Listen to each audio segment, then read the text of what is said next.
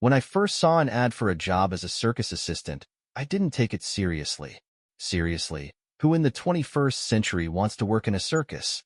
But after a month of unsuccessful interviews and a mountain of rejected resumes, this joke suddenly seemed like a pretty decent option. Assistant in the circus, a job for active and energetic people. Read the text of the ad. I had enough energy, but not much choice. I imagined tents with cotton candy and acrobats under the dome. I thought I'd be delivering popcorn, sweeping sawdust, and helping kids climb on ponies. It all seemed pretty harmless. I sent an application, and in 3 days I got a reply. Come tomorrow morning, 8 o'clock. Carnival of Wonders Circus. The address is attached. As I approached the place, I expected to see something like a huge tent in the middle of a field. Instead, in front of me was a small camp of colorful trailers and trucks. There was a tent, of course, but not at all as big and grand as I had envisioned. To be honest, everything looked a little shabby. One of the trailers had a crooked antenna on the roof, and there was a pile of broken crates lying around, like someone had dropped them from a height. I was met by a man named Roy, a big guy with arms like wooden beams and a mustache like 2 brushes. He nodded at me and led me deep into the camp. From the start, I realized this was not going to be an easy walk. As I passed the trailers, I heard animals roaring. To the left, something rattled and crackled as if someone was dragging metal chains across the ground. To my right, a bird shrieked, and I jerked in surprise. A squirrel had flown right in front of me. No, it wasn't a squirrel. It was some kind of lemur or something. It literally flew from one trailer to another like it had been given superpowers. Roy said I'd get used to it.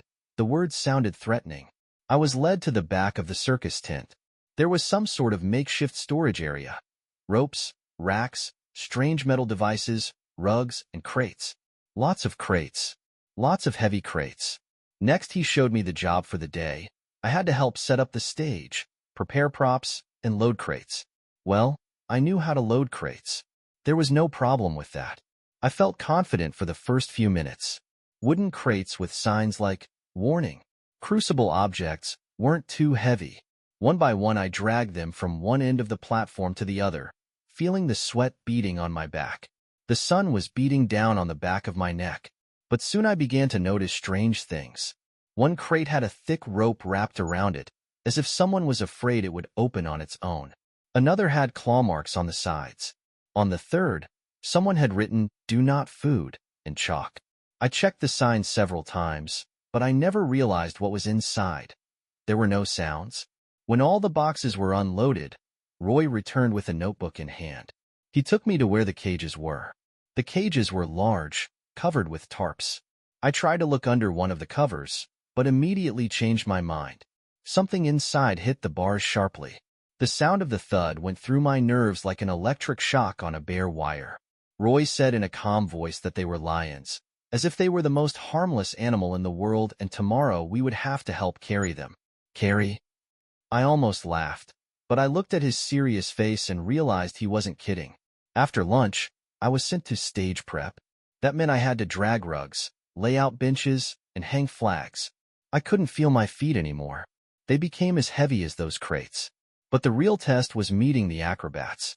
They were skinny, as agile as cats, and hardly ever walked. Only jumped, twirled, or climbed some ropes. One of them, a guy named Marco, suddenly jumped down from a height right in front of me and, without saying a word, walked on as if it were a normal way of traveling. A few minutes later, I was asked to help with the safety net. Asked is putting it mildly. I was simply sent to stretch it between 2 poles 10 meters high. My arms were sore from the ropes. My shoulders were aching. I felt like I was about to collapse to the ground. When the break finally came, I sat down against the wall of one of the trailers and wiped the sweat from my face. I had never felt so exhausted. All around me, life was bustling. An animal trainer was feeding the elephant chunks of apples. The lemur flew overhead again. Acrobats practiced on their ropes. It all felt like a chaotic little world where everyone knew their place except me. It was a day I remembered for a long time. In the warehouse where I used to work, everything was predictable. Pack a box, carry a box. Today I saw animals that seemed wild but were obedient. people who walked on ropes as if on a sidewalk, and that chaotic symphony of labor that moved the whole circus forward in a strangely coherent way. I did not yet know what awaited me tomorrow, but I felt that it would be something quite different from all my previous life. The next day, I woke up to a thudding sound like a drumbeat. At first, I didn't realize where I was, but the smell of wet earth and the hum of voices outside the trailer window quickly brought me back to reality. It was a circus, the same chaotic, noisy, and unpredictable world I had stepped into yesterday. After washing my face with ice water from the wash basin and a quick snack of a candy bar, I headed towards the main stage. Workers were rushing past me in a hurry. Some were shouting gestures, others were pushing a cart of shiny suits. The morning chaos was simmering. Today's tasks seemed simple. We had to get the animal cages ready for the evening show. Yesterday I had seen them from afar, but today was going to be a face-to-face encounter. It made me a little uneasy. First, I was shown where the cages were located. There were about 10 of them, each the size of a small room. Most of them were covered with tarps, but some of them had slid away, revealing the massive bars and the inhabitants inside. To the left was an elephant, chewing slowly on hay and seeming not to notice me at all. On the right, a tiger walked back and forth in his cage, measuring his limited world with his steps. I could see his side profile as he moved his paws smoothly and wagged his tail subtly. The creepiest moment was when the tiger suddenly froze. He slowly turned his head and looked directly at me. His yellow eyes met mine, and I felt goosebumps run down my spine. I couldn't tear my gaze away, as if he had hypnotized me. At that moment, it seemed to me that the bars of the cage weren't so strong. The job was to clean out the cages and replace the straw inside. A dirty and dusty job, but someone had to do it. I rolled the toolbox aside and picked up a long iron shovel. First, the old bedding had to be removed. I carefully opened the small cage door for access, feeling every muscle tense. The beast was not inside. It had been pre-caged in another section, but even knowing that, I still couldn't shake the feeling that someone was watching me. The tiger's eyes stood before me like a picture.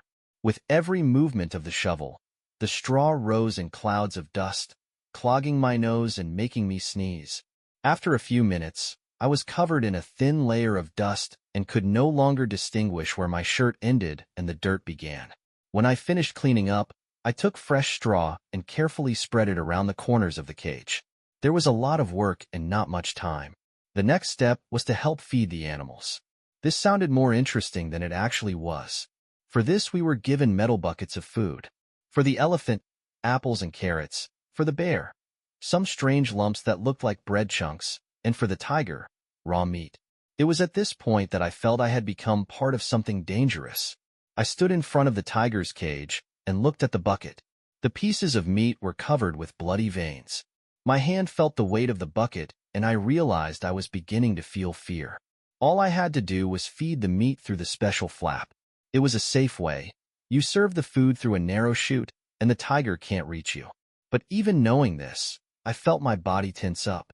Slowly lifting the bucket, I froze for a moment.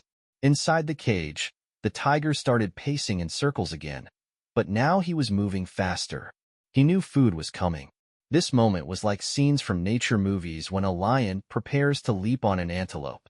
The beast is focused, muscles under his fur tense, every step measured. I carefully fed a piece of meat through the flap, and the tiger rushed forward with lightning speed. The sharp sound of a paw hitting iron made me wince. My ears rang, as if someone had slammed his palms against my ear. A second later, I saw the tiger pin the meat to the floor with its paws and sink its teeth into it. Finished feeding, I slowly stepped back, trying not to make any sudden movements. A strange feeling of euphoria mixed with fear. There was a predator right in front of me, a real, wild, unpredictable predator. I could feel its power and realize that in another situation it could have easily destroyed me. After feeding, I went to the elephant. Unlike the tiger, the elephant was slow and leisurely. His large ears moved lazily and his eyes looked with some ancient, unfathomable calmness. I brought a carrot to his trunk, and the huge skin of his trunk gently grasped the vegetable. The elephant chewed the carrot slowly, looking like he was savoring every bite. Later, I was assigned to check the ropes and poles in the main arena. Just yesterday I thought the circus was just a performance. But now I saw the other side. The people, the shovels, the dirt, the rumbling, the hauling of crates, the feeding of animals. As I was pulling another rope, at a height I noticed acrobats. One of them, flexible as a cat, was standing on top of a rack. His arms stretched out to the sides and his body motionless. There was only netting and emptiness below. I froze for a moment and looked up at him. The guy stood like a rock. No hesitation, no fear. When I finished my inspection, I sat down by the trailer again to catch my breath. My whole body ached with fatigue. My clothes were soaked with sweat and dust, and my hands were covered with small cuts from the ropes. The sun was beginning to slip toward the horizon, coloring the sky with orange light. The air grew cooler, but somewhere in the depths of the camp the sounds of metal hitting metal could be heard again. Someone was pulling chains again. Someone was checking the poles. The circus world never stopped. For the first time in a long time, I felt something I hadn't felt before. This place was dangerous, hard, and unpredictable. The circus world bared its teeth and claws to me, but I didn't back down. That night, falling asleep to the distant growling of the tiger and the rustling of sawdust, I realized that there was no turning back. The morning began differently than usual. Instead of the usual noise of chains and the sounds of shovels coming from the camp, I was awakened by a loud rattle and someone running. At first I thought it was part of another circus routine. Maybe someone dropped a crate or an elephant decided to stretch its legs. But the sounds didn't stop. The banging grew louder and louder, and I heard thuds, as if someone was banging on a metal door. When I looked out of the trailer, I saw a crowd of people running toward the cages. My heart jumped and I immediately thought of the tiger. All my thoughts revolved around that yellow-eyed beast. It turned out that the elephant, that majestic, slow-moving giant, had suddenly decided to protest. His cage was still intact, but he had managed to move it a good 2 meters to the side. One of the locks on the cable had broken, and now the cage stood at an angle.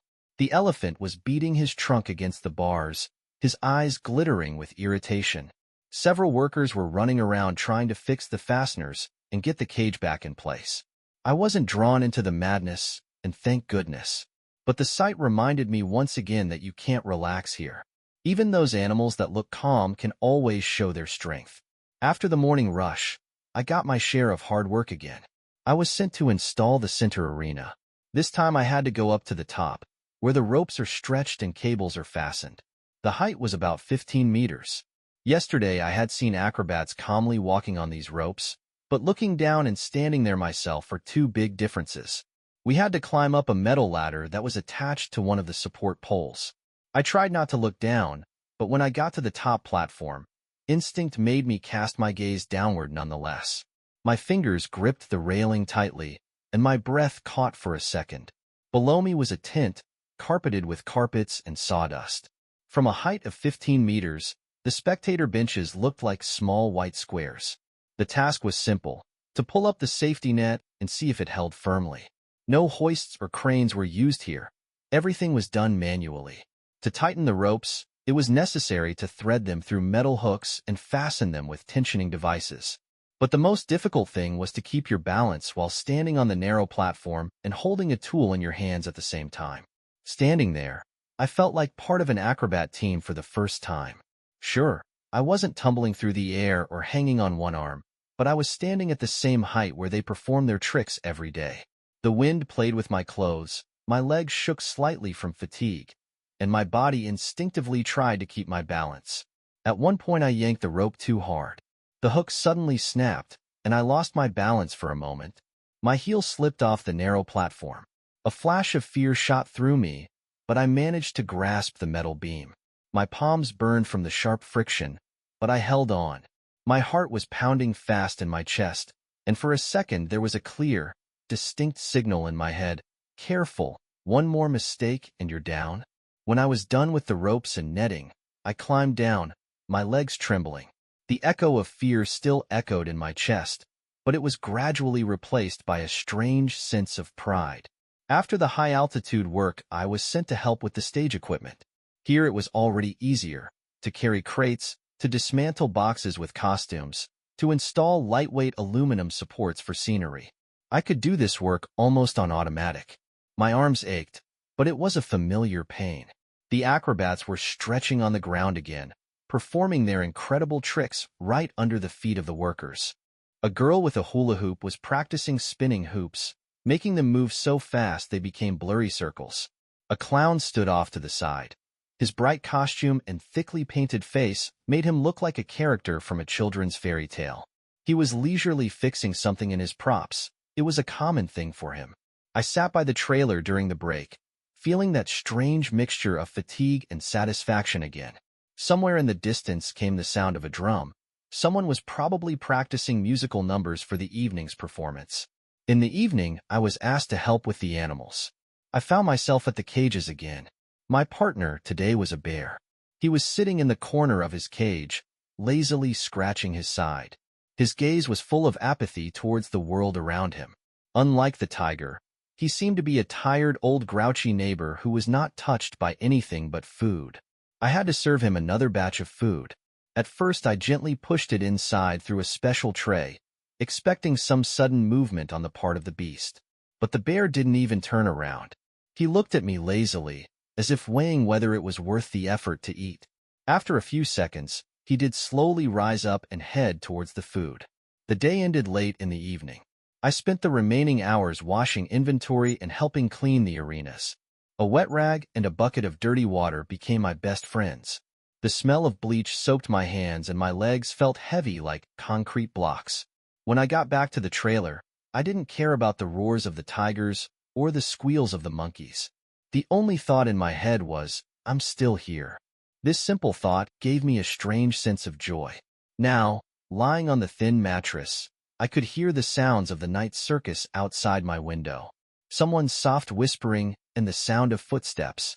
And in my mind, there was only calm. It had only been 3 days, but it felt like I had been here forever. The animals, the heights, the acrobats, the clowns, the endless labor, and the constant battle against fatigue. It all came together. But most importantly, I felt like I was part of this huge, living machine. Not a spectator, not a temporary worker, but someone who helps this world turn. The final day of my probation began unexpectedly quietly. There was none of the usual morning noise in the camp. At first I thought I had overslept, but the clock showed 6:30 a.m. I was up on time. Outside the trailer, the air was cool and humid. A light fog drifted over the ground. Somewhere in the distance, the hoarse cry of a bird could be heard. An elephant swayed slowly from side to side in its cage, but made no sound. Even the lemur, usually skittering across the roofs of the trailers, didn't show today. Not knowing what to do, I headed over to where life was usually bustling. A pair of bright blue parrots flew past me. Their cages were open. The silence was strange, but it didn't last long. Half an hour later, the camp came alive. First the voices of the workers were heard, then the rumble of wheels and the crack of crates being opened. The familiar bustle began again. It looked like a chaotic anthill, but now I knew that this chaos was deceptive. Everyone here knew their job. I was assigned a seemingly simple task, to check the safety net and the tension of the ropes. Again I had to climb up to the place where the 15-meter height turned the ground into a distant blur. Today I climbed more confidently than before. I started checking the ropes, pulling them alternately and checking their tension. Everything was fine until one of the ropes behaved strangely. It was loose. The attachment at the base was a little loose. It had definitely been checked yesterday, but the metal hinge had sagged a bit. Leaving the tools on the platform, I slowly made my way downstairs and headed for the tool room. I needed to get a new cable clamp. The pantry is a realm of old things, dust, and the smell of iron. It always smelled like a perpetual rainy fall in here. I found the clip I needed, but before I got out, I accidentally hit the shelf with my elbow. Small metal hardware fell from the top. I picked up the fallen parts and suddenly noticed an old photograph pinned to the wall with a nail. The photo was of a man in a shiny acrobat costume standing on a narrow platform under the circus dome. His arms spread out to the sides like a bird before flight. To his left was a little boy. They both had smiles on their faces, and behind them I could see the same tent I was now working under. The photo looked old and shabby, but it caught my eye. There was something about their smiles. Maybe confidence. Maybe courage. Taking the clamp, I went back to the cable and secured it more securely than before. Soon the final preparations for the evening's show began. Tonight was something special. Everyone was bustling around more than usual. The acrobats were checking their equipment twice as carefully as usual. The trainers sat for long hours near the cages, persuading the animals to come out for training. My main task was to help set up the lights.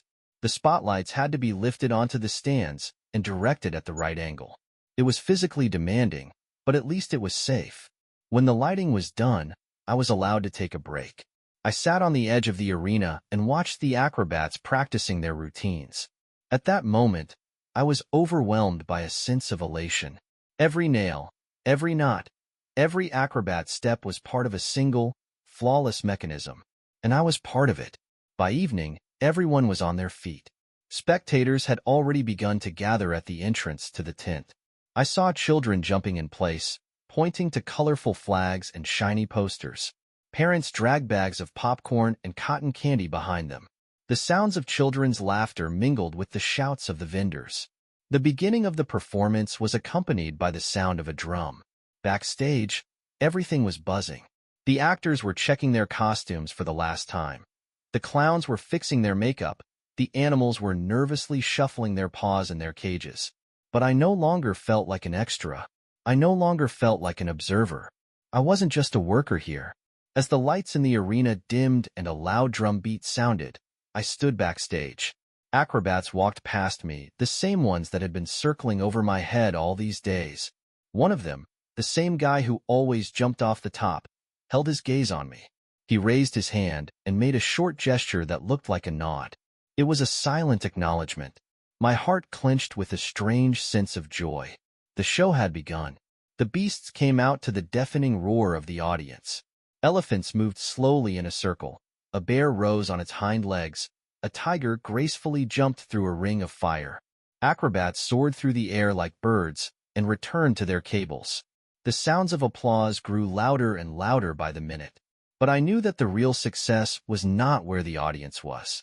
It was here, backstage, among the people who hold this show on their shoulders. The beasts that obey man. The workers who pull the ropes and check the lights in the dark. This is the real life of the circus, and I'm part of it now.